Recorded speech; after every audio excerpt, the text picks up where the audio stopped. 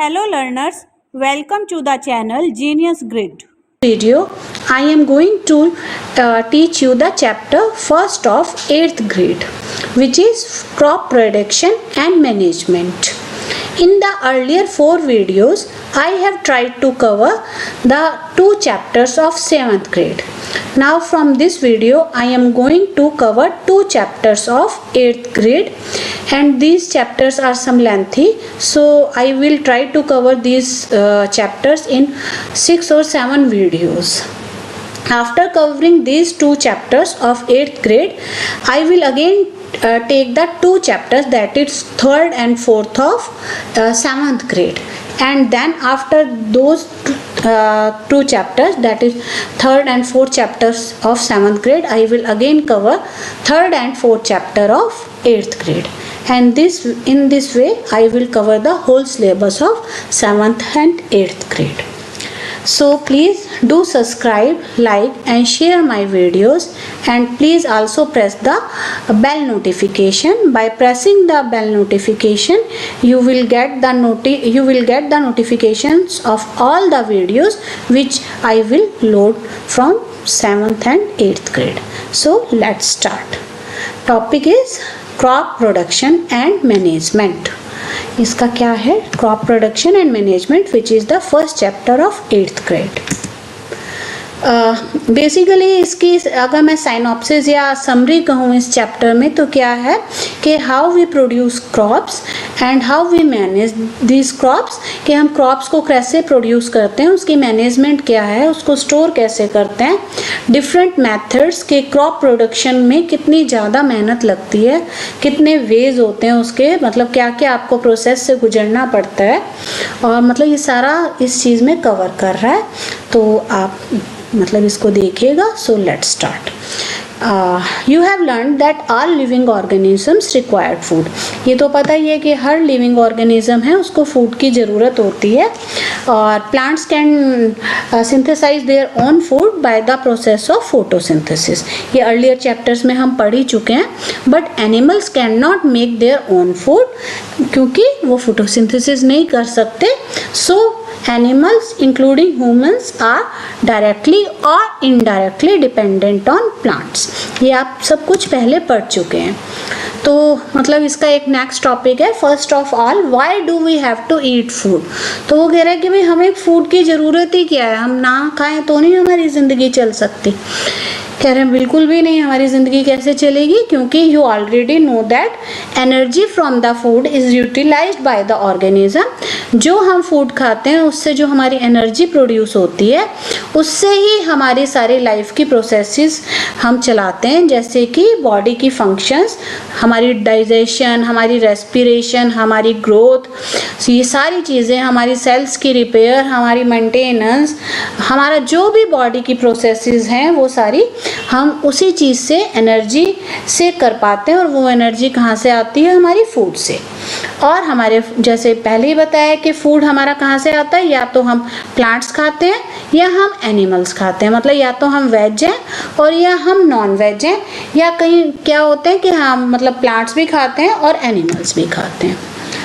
अब इतने सारे लोग हैं मतलब दुनिया में, तो सोचो आपको कितने टाइप का और कितना अमाउंट का फूड हमें चाहिए.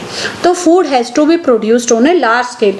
इतने लार्ज स्केल पे फूड की प्रोडक्शन ज़रूरी है ताकि हर इंसान को, हर ह्यूमन बीइंग को, या सब मतलब जितने भी हमारे लिविंग सोर्सेज हैं उनको फूड मिल सके. In order to provide food for a larger population. तो इतने सारे लोगों को फूड प्रोवाइड करने के लिए इसकी क्या कई मतलब इसके चीज़ों की रिक्वायरमेंट है. दैट ये क्या 3 पॉइंट्स हैं: regular production of food, proper management of food and distribution. इसका क्या मतलब हुआ कि रेगुलर प्रोडक्शन से क्या मतलब है कि आपका फूड ऐसा नहीं है कि जैसे कई बार होता है ना, हमने आज खाना बना लिया अब 2 दिन की छुट्टी, ऐसा नहीं. मतलब आपका रेगुलरली एक मतलब चेन में आज फूड प्रोड्यूस हो रहा है तो वो रेगुलरली प्रोड्यूस होता रहे. आज 1 साल प्रोड्यूस हुआ या 2 महीने प्रोड्यूस हुआ और हमने स्टोर करके रख लिया और ये कहा जी हमें अब ज़रूरत नहीं है. नहीं, आपको फूड की रेगुलर प्रोडक्शन ज़रूरी है, और फूड को मतलब बहुत अच्छे से और बहुत टेक्निक से आपको प्रोड्यूस करना पड़ता है। Second point is proper management. What is management? कि जो ये फूड प्रोड्यूस तो हो गया अब आपका, तो अब इसको आपको मैनेज करना पड़ेगा। मैनेज क्या करना पड़ेगा? मतलब जब आपका फूड, मतलब क्रॉप जिससे फूड प्रोड्यूस हो रहा है, या वेजिटेबल्स हैं या फ्रूट हैं, वो फील्ड में है या जब वो ग्रो कर रहे हैं, तो उनको अच्छे से आप मतलब उनकी पूरे अच्छे से केयर टेक कीजिए ताकि वो अच्छे से ग्रो कर सकें। उनकी जो जो रिक्वायरमेंट्स हैं उनकी वो पूरी कीजिए। फिर उसकी जो हार्वेस्टिंग, मतलब जब आपने उसको काट लिया तो उसकी प्रॉपर आपकी स्टोरेज होनी ज़रूरी है, ताकि हो मतलब अगर आप स्टोर नहीं करेंगे, जी हाँ जी हमने तो फूड प्रोड्यूस कर लिया और हमने भाई ऐसे ही खुले में रखा है। कई बार आपने देखा होगा मंडियों वगैरह में कि खुले में फूड रखा होता है, तो उससे क्या होता है कि उसको या तो कोई एनिमल, बर्ड्स ये सब कुछ खा जाते हैं, या उनके अंदर कोई ना कोई ऐसी बीमारी लग जाती है, या वो स्पॉइल हो जाते हैं बारिश में, बहुत एनवायरमेंटल कंडीशन से उनकी प्रॉपर मैनेजमेंट नहीं हो पाती। तो ये प्रॉपर मैनेजमेंट इन सारी चीज़ों को कवर करता है। And third is distribution.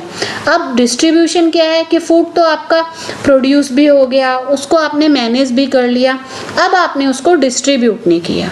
अब आप मतलब ये है कि अपने पास तो आप 100 मतलब बोरी एक चीज़ के रखे हुए हैं, और सामने वाले जो बहुत लोग हैं जिनको उनकी रिक्वायरमेंट है, जिनके पास कोई खाना नहीं है और वो उसके बिना मतलब बिल्कुल मरने के लिए तैयार हैं, लेकिन आप उनको फिर भी नहीं दे रहे, तो वो चीज़ें ख़राब है ना। आपको प्रॉपर डिस्ट्रीब्यूशन करनी चाहिए कि हर इंसान के पास प्रॉपरली खाना पहुंच सके, ताकि वो आराम से ज़िंदगी में अपना जी सके और अपनी ज़िंदगी को चला सके।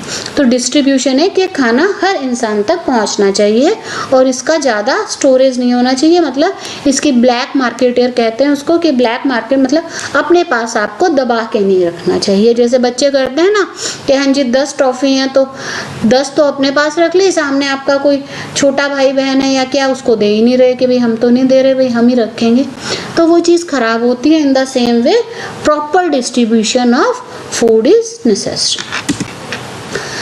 एग्रीकल्चर प्रैक्टिसेस, ये सारे जो टॉपिक्स मैं ले रही हूँ वन बाय वन, ये आपकी बुक से ही एज सच ले रही हूँ, ताकि आपको कई बच्चों को ऐसा होता है ना कि हाँ जी हमारी बुक का ये वाला मतलब चैप्टर का ये पैराग्राफ नहीं कंप्लीट हुआ, ये टॉपिक नहीं कंप्लीट हुआ, तो मैं अपने इस ढंग से पूरे टॉपिक्स मतलब एक्सप्लेन करने की कोशिश कर रही हूँ।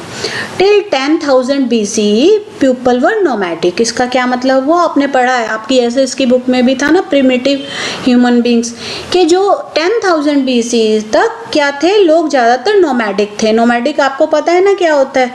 अगर नहीं पता तो मैं आपको दोबारा बता देती हूँ। नोमैडिक वो लोग होते हैं जो मतलब एक ढंग से उनको प्रिमिटिव लोग कहते हैं, जो एक ढंग से आदिवासी भी कह सकते हैं। वो क्या थे कि जी जहाँ पे खा रहे हैं वो मतलब खाने के लिए जी रहे हैं या जीने के लिए खा रहे हैं वाली चीज़ नहीं है, मतलब जहाँ पे उनको खाना मिल रहा है वो वहाँ पे रह रहे हैं, उस जगह का खाना पूरा यूटिलाइज कर रहे हैं, और जब वहाँ का खाना ख़त्म हो गया तो वो आगे बढ़ रहे। और उनका खाना ये नहीं था कि ग्रेन्स मिल रहे थे, वो कुछ ग्रो कर रहे थे, वो जस्ट जैसे कि फूल मिला तो फूल को खा लिया, पत्ता मिला तो पत्ते को खा लिया, फ्रूट्स खा लिए, थोड़े थोड़े वेजिटेबल्स मिले रा फॉर्म में उनको खा लिया, और वो इसी फूड की खोज में मतलब फ्रूट्स, वेजिटेबल्स, प्लांट्स, इनकी खोज में एक जगह से दूसरी जगह पे भटकते रहते थे। और जहाँ पे उनको ये रिक्वायरमेंट्स पूरी हो जाती थी, जैसे कि जहाँ उनको पानी मिल जाता था और ये फूड, रा फूड मतलब मीट, एनिमल्स को मार मार के खाते थे वो,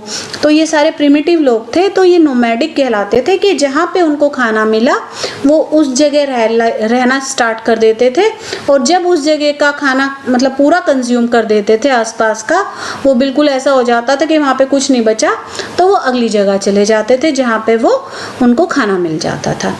मतलब दे एट रा fruits and vegetables and started hunting animals for food. मतलब वो एनिमल्स को भी मारते थे तीर से, कमान से, और उनको रा फॉर्म में खा जाते थे। और फिर उन्होंने धीरे धीरे जैसे कि टाइम बदलता बढ़ता गया they could cultivate land and produce rice, wheat and other food crops. अब उन्होंने धीरे धीरे जैसे टाइम बदला, ये आपकी एक एसएस की बुक में था कि हो सकता है बाय चांस कुछ ग्रेन्स के मटेरियल उन्हें मिले हों, ग्रेन्स के सीड्स मिले हों और उनके हाथ से कहीं पे वो मतलब गिर गए हों और वो बाय चांस से सो गए हों, मतलब वो ज़मीन के अंदर चले गए हों, उनके अंदर से प्लांट्स आने लगे हों। तो उनको पता चला धीरे धीरे भाई इन चीज़ों का यूज़ हो सकता है, ये ग्रेन्स तो बहुत काम के हैं और हम इन्हें खा सकते हैं। तो उन्होंने धीरे धीरे ऐसे कल्टीवेशन स्टार्ट की, राइस की, व्हीट की और क्रॉप्स की। शायद मेरे ख्याल से जहाँ तक मुझे याद आ रहा है फर्स्ट जो एग्रीकल्चर स्टार्ट हुआ था और जो क्रॉप ग्रो की थी वो थी बार्ले। तो पहले तो इन्होंने ऐसे ही क्रॉप ग्रो की और उसे खाने लगे, मतलब रॉ फॉर्म में भी खाते थे। फिर उसके बाद जैसे कि जैसे आग और फायर का मतलब फायर का इन्वेंशन हुआ तो उन्होंने उसको रोस्ट करके अलग अलग ढंग से इस क्रॉप का यूटिलाइजेशन करना स्टार्ट किया। अब आया आपका next topic is crops. When plants of the same kinds are cultivated at one place on a larger scale it is called as crop. तो क्रॉप की डेफिनेशन ये मुझे भी नहीं पता था अभी तक, क्या होती है क्रॉप की डेफिनेशन। ऐसे तो हमारे घर में बहुत सारे प्लांट्स उग रहे होते हैं, नर्सरी में प्लांट्स उग रहे होते हैं, आपने घर में प्लांट्स उगाए हुए होंगे, किचन गार्डन उगाया हुआ होगा, कई लोग मतलब फ्लावर्स के लिए प्लांट्स ग्रो करते हैं पॉट्स में, तो उसको हम क्रॉप क्यों नहीं कहते हैं, वो भी तो एक प्लांट ही है और ये भी प्लांट है। तो क्या डिफरेंस है? डिफरेंस ये है कि जब एक ही टाइप के प्लांट्स बहुत सारे एरिया में ग्रो कर रहे होते हैं, मतलब बहुत सारे प्लांट्स एक ही टाइप के, जैसे कि वीट के प्लांट्स हैं, तो बहुत सारे प्लांट्स बहुत ज़्यादा एरिया में ग्रो कर रहे होते हैं, only then it is called as crop. तो आपको अब क्रॉप का मतलब समझ आया कि क्रॉप को हम प्लांट और उससे मतलब अलग कैसे करते हैं। When plants of same kind, एक ही टाइप के प्लांट्स मतलब ग्रो करते हैं लार्जर स्केल पे, then it is called as crop. For example crops of wheat means that all the plants grown in field are that of wheat। ये मैंने बताया ही आपको, मतलब वीट की क्रॉप का मतलब कि एक फील्ड है आपका, मतलब एक खेत है जिसके अंदर आपको दूर दूर तक वीट के प्लांट्स ही दिखेंगे, तब हम उस चीज़ को वीट की क्रॉप कह सकेंगे। मेरे ख्याल से आपको ये चीज़ समझ आ गई होगी। You already know that crops are of different types like cereals, vegetables and fruits। तो आपको पता ही है क्रॉप्स अलग अलग टाइप की होती हैं। कहीं पे सीरियल्स में क्या कवर होता है, जैसे आपका वीट हो गया, बार्ले हो गया, राइस हो गया, ये सारी चीज़ें जिनको हम एक ढंग से कहते हैं अनाज, हिंदी की फॉर्म में इसको हम कहते हैं अनाज, उनको मतलब क्रॉप्स में एक सीरियल्स होते हैं। वेजिटेबल्स तो आपको पता ही है, वेजिटेबल्स और फ्रूट्स, तो क्रॉप्स के अंदर ये सारी चीज़ें कवर होती हैं। These can be identified on the basis of season in which they grow। अब इनको कैसे आइडेंटिफाई करें? जैसे कि अब गर्मियों का मौसम चल रहा है तो हम इस समय आम की वेट कर रहे होते हैं या हम मेज़ की, भुट्टों की वेट कर रहे होते हैं, तो हम कहते हैं ये तो गर्मी की सब्जी है या गर्मी के फ्रूट्स हैं। तरबूज हमें अच्छा लगता है गर्मी का, सर्दी में हम ऑरेंजेस की वेट करते हैं। तो हम क्रॉप्स को या फ्रूट्स और वेजिटेबल्स को सीजन के अकॉर्डिंग मतलब ग्रुप कर लेते हैं, ये समर की हैं, ये विंटर की हैं। India is a vast country. The climatic conditions like temperature, humidity and rainfall vary from one region to another. आपको पता ही है हमारी इंडिया मतलब कितनी बड़ी है और इसकी क्लाइमेटिक कंडीशंस मतलब इसका मौसम, कहीं पे तो इस समय बहुत ज़्यादा गर्मी है, जैसे हमारे नॉर्दर्न एरिया में बहुत ज़्यादा गर्मी है और साउथ में इतनी ज़्यादा गर्मी नहीं पड़ रही। तो जो ये अलग अलग टेम्परेचर है अलग अलग रीज़न का और उसके अकॉर्डिंगली जैसे अलग अलग जगह पे कहीं पे बहुत ज़्यादा रेनफॉल होता है, कहीं पे बिल्कुल रेन नहीं होता, जैसे राजस्थान वगैरह में, तो क्रॉप्स उसके अकॉर्डिंग ही ग्रो करती हैं। जहाँ पे बहुत ज़्यादा रेनफॉल होता है मतलब वहाँ पे बहुत पानी मिलता है, तो वहाँ पे जो वाटर रिक्वायरिंग क्रॉप्स होती हैं वो ग्रो करती हैं, और जो ड्राई एरियाज होते हैं उनके अंदर ऐसी क्रॉप्स ग्रो करती हैं जिनको ज़्यादा वाटर की रिक्वायरमेंट ना हो और जिसके अंदर से वाटर का लॉस बहुत कम हो, मतलब ट्रांसपिरेशन कम हो। इसी के ढंग से क्रॉप्स अलग अलग पार्ट्स में अलग अलग ढंग से लगे हुए हैं। जैसे बताया है मैंने, मतलब ड्राई एरिया में अलग ढंग की क्रॉप्स होंगी, मिनिमम रिक्वायरमेंट होगी जिनके अंदर पानी की, और जो वेट कंडीशंस वाली जगह हैं उनके अंदर वो वाली क्रॉप्स होंगी जो वाटर की रिक्वायरमेंट ज़्यादा करती हैं या जिनके अंदर वाटर की रिटेंशन ज़्यादा होती है। इन सब डाइवर्सिटी के कारण भी, मतलब क्लाइमेटिक कंडीशंस के बावजूद भी हम क्रॉप्स को दो टाइप्स में हम डिवाइड कर सकते हैं। मतलब आप कहोगे कि ये तो होगी मतलब अकॉर्डिंग टू वेदर, बट वैसे basically crops are divided into two types या टू पैटर्न्स। ये क्या है? One is kharif crop and one is rabi crop. मतलब दो टाइप की, खरीफ एंड रबी। शायद आपने इनका नाम सुना हो। तो खरीफ क्रॉप्स होती हैं और रबी की क्रॉप्स होती हैं। अब खरीफ की क्रॉप्स क्या होती हैं? The crops which are sown in the rainy season are called as kharif crops. तो जो वो क्रॉप्स जो बहुत ज़्यादा पानी, मतलब रेन मिलने पे पानी की रिक्वायरमेंट होती है, मतलब जिन्हें वो जो मतलब हम बोते हैं या सो करते हैं, वो क्रॉप्स को हम खरीफ की क्रॉप्स कहते हैं। Rainy season in India, rain season आपको पता है ना कब होता है हमारा? अभी भी रेन्स हो रही है, बट जो मतलब मानसून हम कहते हैं वो जनरली जून एंड से स्टार्ट हो जाता है और सितंबर तक चलता है, जिसमें बहुत सारी रेन होती है, मतलब हर दिन लगभग रेन ही होती है। तो ये जनरली ये जो रेनी सीजन है हम जून से सितंबर तक काउंट करते हैं। तो ये खरीफ की क्रॉप्स की हम सोइंग, मतलब इसको हम जमीन में बोते हैं। सोइंग क्या होता है? जमीन में किसी चीज़ के सीड्स को बोना। तो जो खरीफ की क्रॉप्स हैं इनको हम जून से सितंबर तक ग्रो करते हैं। और ये क्योंकि पहले ही बताया इनको बहुत ज़्यादा रेनफॉल की रिक्वायरमेंट होती है। और ये क्या होता है कि जितना वाटर मिलेगा उतनी अच्छी ये क्रॉप्स होती हैं।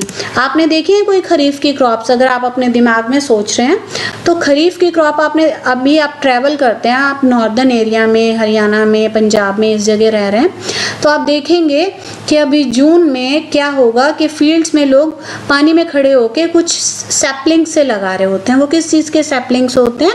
वो होते हैं आपके राइस के। तो क्यों ये राइस की सोइंग उस समय होती है? क्योंकि राइस को अपनी सोइंग के लिए, मतलब इसको बोने के लिए बहुत सारे वाटर की रिक्वायरमेंट होती है, और वो रिक्वायरमेंट कब पूरी होती है? जब बहुत ज़्यादा रेनफॉल होता है। तो अब गवर्नमेंट की तरफ से भी पहले तो जून के स्टार्टिंग में राइस की सोइंग स्टार्ट हो जाती थी, बट उसके लिए इतना वाटर लगता था। तो अब गवर्नमेंट ने भी कुछ कहा है कि आफ्टर 15 और 20 जून आप राइस की कल्टीवेशन, मतलब सोइंग स्टार्ट कर सकते हैं, ताकि थोड़ा नेचुरल वाटर मिले, जिससे बहुत ज़्यादा आपका जो वाटर टेबल से वाटर हमारा लॉस ना हो। वाटर जब रेन से आएगा तो हमारी वो कमी पूरी हो जाएगी। अब ये सारे खरीफ के एग्जाम्पल हैं, खरीफ की क्रॉप्स के, जिन्हें रेनी सीजन में हम सो करते हैं। Rice, maize, sorghum, bajra, soybean and cotton. अब इसको आप कैसे याद कर सकते हैं? इसको आप कोई वर्ड्स बना लीजिए, जैसे RMS, या नहीं ऐसे नहीं बन रहा, इसको आप अलग, BSc आपने सुनी है, जो हम 12th के बाद करते हैं साइंस की, BSc से आप कर सकते हैं बाजरा, soybean and cotton, BSc sorry. और इसको हम कैसे कर सकते हैं? राजा मैं सो गया, राजा मैं सो गया, BSc करते करते। राइस, मेज एंड सोरगम। राजा मतलब R, मैं, मेज, सो गया मतलब सोरगम। तो ये आप इस ढंग से याद कर सकते हैं। राजा मैं सो गया, BSc करते करते। Rice, maize, sorghum, bajra, soybean and cotton. एक बार आप करके देखेंगे तो आपको इजीली ये लर्न हो जाएगा। सेकंड, जैसे मैंने आपको बताया था, कौन सी क्रॉप्स हैं? रबी की क्रॉप्स। वो वाली क्रॉप्स जिनकी हम सोइंग विंटर में करते हैं। विंटर का सीजन कब से आना स्टार्ट हो जाता है? अक्टूबर से। और विंटर कब तक चलती है? लगभग मार्च तक। तो जो ये वाली क्रॉप्स हम विंटर में लगाते हैं, इनको क्या कहते हैं? रबी की क्रॉप्स। ये क्या होता है? इनको बहुत ज़्यादा वाटर की रिक्वायरमेंट नहीं होती, तो इनको ज़्यादा रेनी सीजन की रिक्वायरमेंट नहीं होती, और ये ज़्यादातर ड्राई लैंड्स में, ड्राई एरियाज में इनकी मतलब सोइंग होती है, क्योंकि जैसे पता ही चल गया आपको, इनको ज़्यादा वाटर की रिक्वायरमेंट नहीं होती। अब एग्जांपल्स ऑफ रबी क्रॉप्स क्या हैं? Wheat, barley, oats, pulses, mustard and linseed, ये सारे हैं आपके रबी क्रॉप्स के एग्जाम्पल। ये आपको लर्न करने पड़ेंगे। इसका भी मैं कोई मेथड सोच के बताती हूँ आपको कि इसको हम कैसे याद कर सकते हैं। इसको हम ऐसे याद कर सकते हैं, बॉप या नहीं, इसको मैं अभी आपको मतलब लेटर ऑन कुछ वे बताऊंगी जिस ढंग से आप इसको याद कर सकते हैं। हाँ, एक ढंग से आप कर सकते हैं बोल, बोल, बोल से मतलब बी से बार्ले, ओ से ओट्स और एल से लिनसीड। ये तो हो गया 3। बोल क्या, पीएम प्राइम मिनिस्टर बोल, और डब्ल्यू आप ऐसे याद कर लीजिए, या प्राइम मिनिस्टर बोल वट मतलब डब्ल्यू से। तो आप इस ढंग से इसको याद कर सकते हैं, बोल, barley, oats, linseed, prime minister means पल्सीड, मस्टर्ड एंड वट से वीट। और वीट एक बहुत बड़ी क्रॉप है रबी की। इसका तो मतलब आप फर्स्ट नाम ही लिखिएगा। अगर आपको एग्जाम्पल्स आए कि what are the examples of rabi crops, तो वीट को तो आप बिना सोचे समझे लिख दीजिए। जैसे कि आपने खरीफ में बिना सोचे समझे आप राइस लिख सकते हैं। अब है basic practices of crop production. अब क्रॉप प्रोडक्शन की बेसिक प्रैक्टिसेस क्या हैं?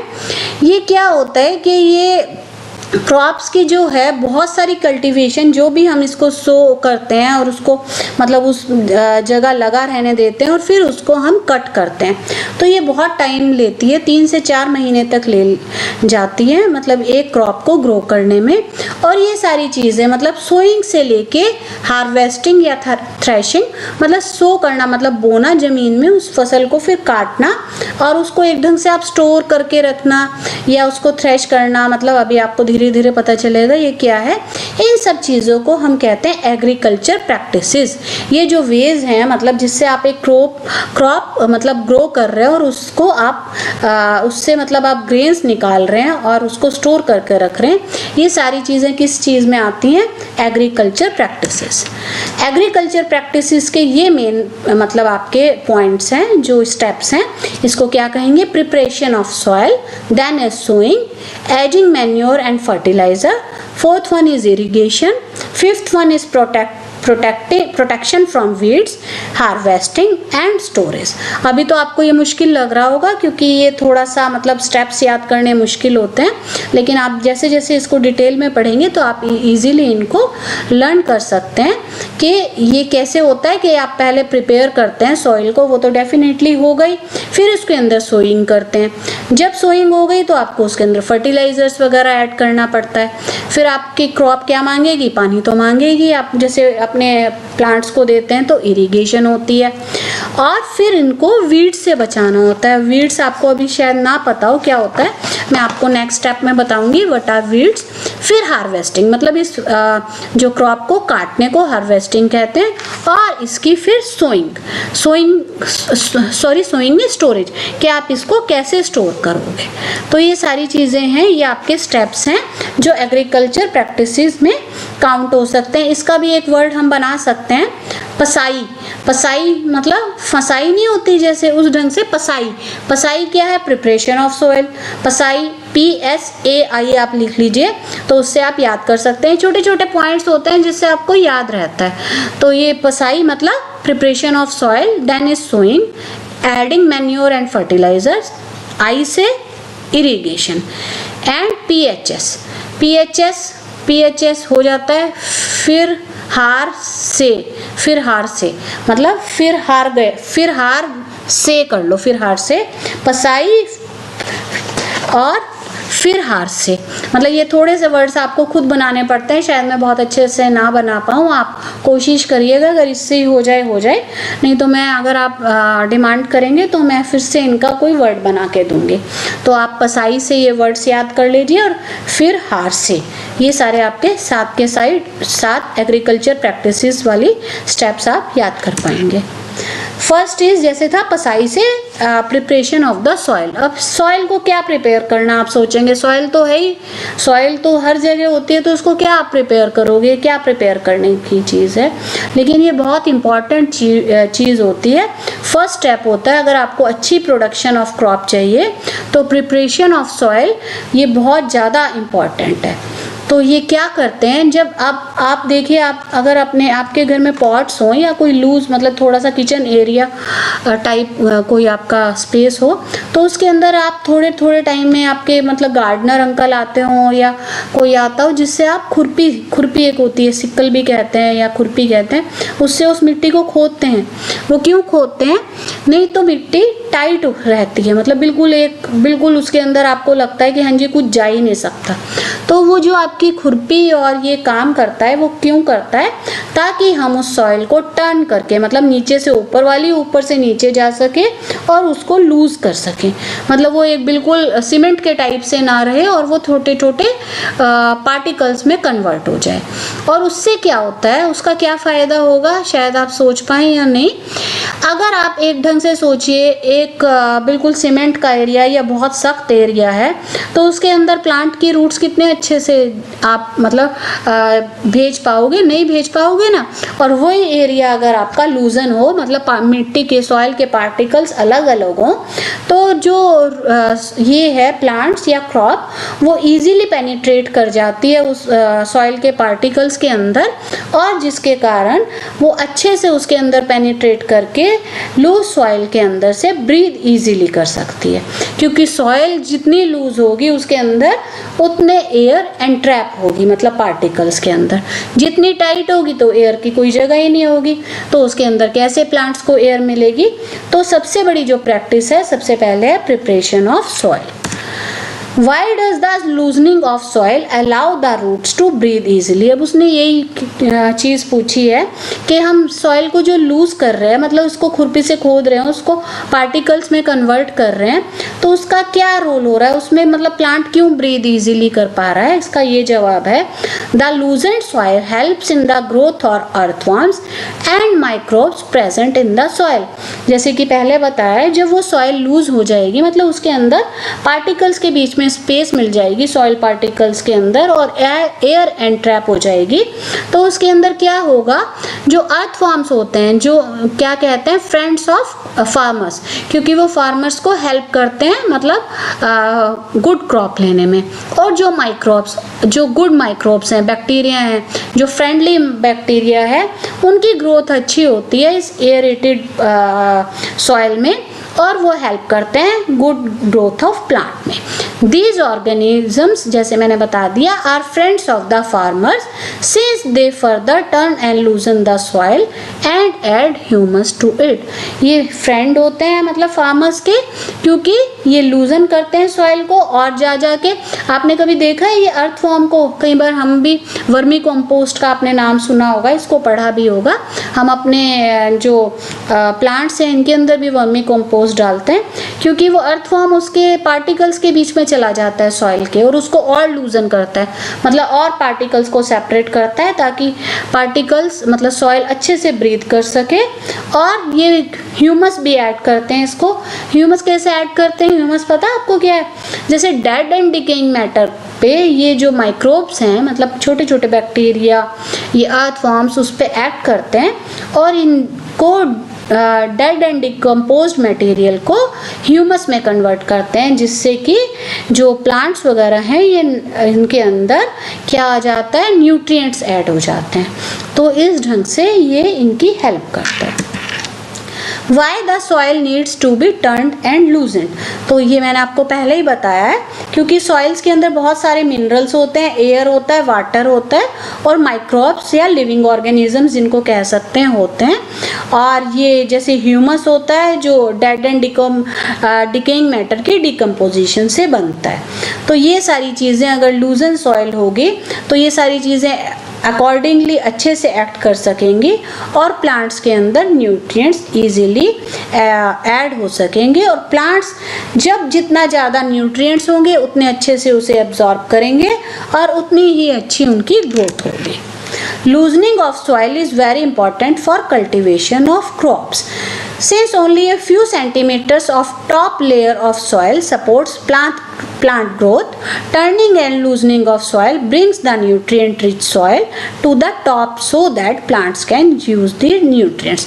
अब ये एक चीज़ है इम्पॉर्टेंट, हमें तो लगता है भी नीचे तक की सॉइल प्लांट को मतलब सपोर्ट करती है ग्रोथ में, बट नहीं, थोड़ी सी टॉप सॉइल ही हमारी प्लांट को ग्रोथ में हेल्प करती है। और अगर इनके अंदर अच्छे न्यूट्रिएंट्स होंगे, इनके अच्छे अंदर मतलब एयरेशन होगी, वाटर होगा, तभी प्लांट अच्छा ग्रो कर पाएगा।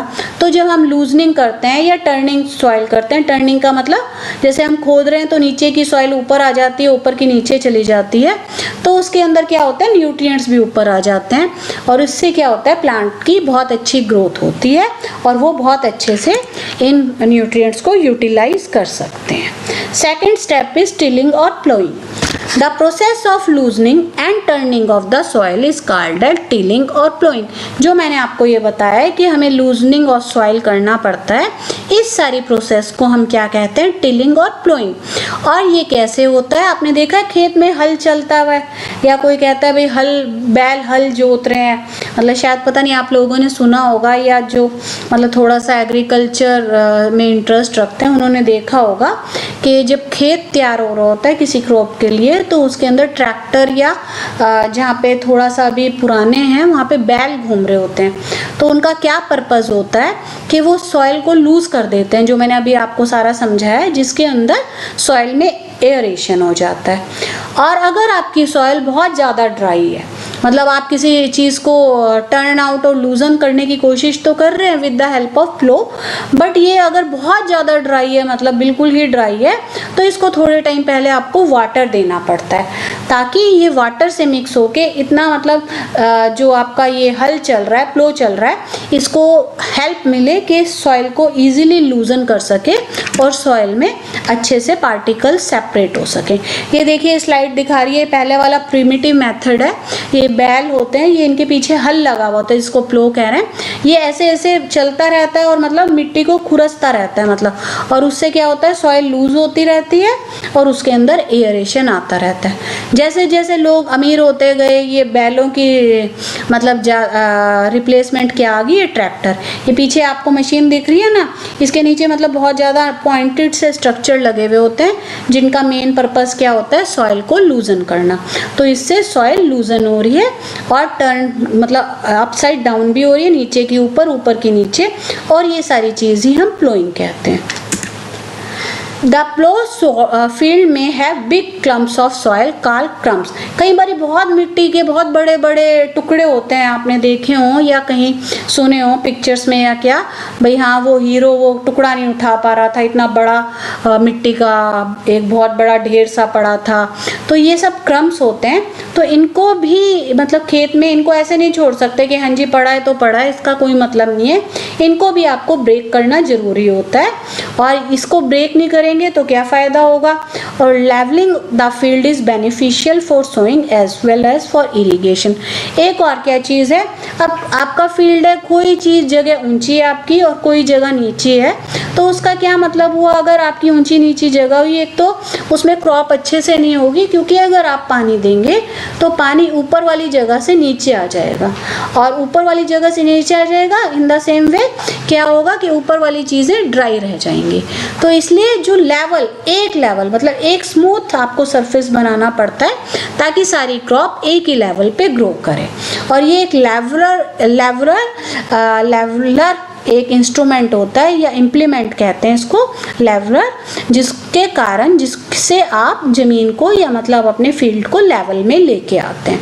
और इसी स्टेप पे आप मैन्योर भी ऐड करते हैं, क्योंकि अगर आप मैन्योर ऐड कर रहे हैं तो जब ये प्लोइंग हो रही है या टिलिंग हो रही है, जिससे अर्थ की मिट्टी जो फील्ड की है ऊपर नीचे जा रही है, तो उसी ढंग से अगर आपने मैन्योर ऐड कर दिए उसी समय, तो वो साथ के साथ मिक्स होती जाएगी. इस चीज़ को समझ रहे हैं.